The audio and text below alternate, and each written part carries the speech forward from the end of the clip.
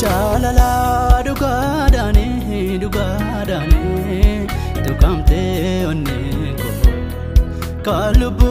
sanaf kene Yesusine argatte lubuko Jalala dugadane tukamte oneko kalbu sanaf kene Yesusine argatte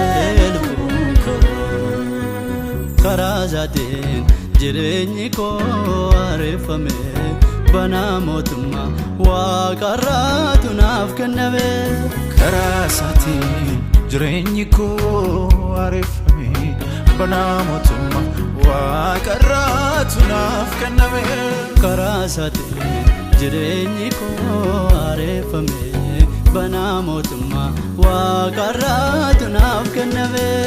Karazatin jireenyi koo arefame bana mootummaa waaqarraatu naaf kenname Karazatin jireenyi koo arefame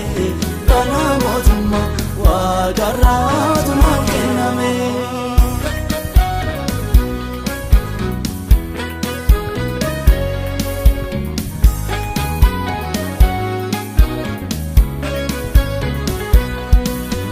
Lagi jubbu kan eenyumtu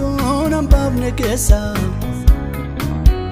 Bowa hamaa bineensa nama nyaatu keessa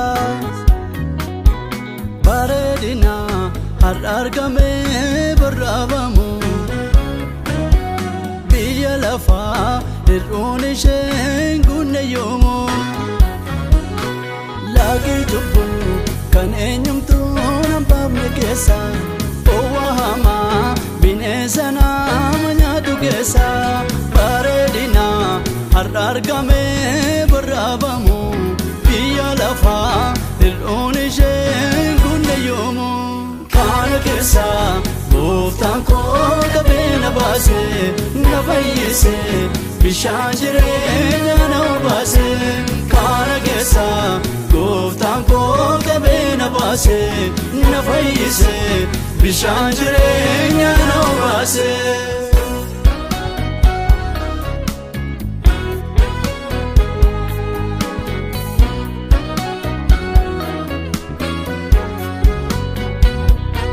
waanan kaatidhaan hin argannetu tolanaaf kenname ofiisaa dabarse naaf kennetu kanaan fayyifame Boqonnaa lubbuu dandii jannata baneenaaf kenneera nattu isee surraaf dimbaayyaanesa ifni na baheera Karazatin jireenyi koo arefame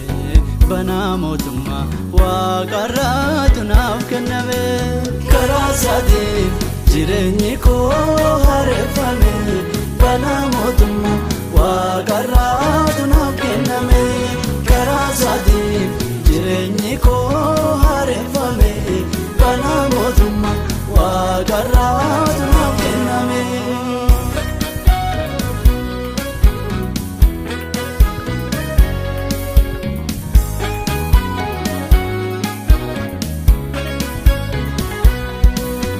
Bode jalala gooftaa kooti maaltu addaan na baasa beelamoo gidiraa yookiis billaadha mee maaltu natti ulfaata wanti biiftuu gadiitti argamu hundumtu gocha isaarra naa caalu dhiiga keessa fuudheetu miichinarra ani yoomuu isanaalu seenaa koo jijjiireera seenaa lubbuu kootiif kenneera boqonnaa seenaa koo jijjiireera seenaa lubbuu kootiif kenneera boqonnaa seenaa koo jijjiireera seenaa lubbuu kootiif kenneera boqonnaa seenaa koo jijjiireera seenaa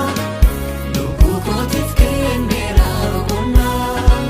seenaa koo jijjiireera seenaa lubbuu kootiif kenneera boqonnaa seenaa koo jijjiireera seenaa lubbuu kootiif kenneera boqonnaa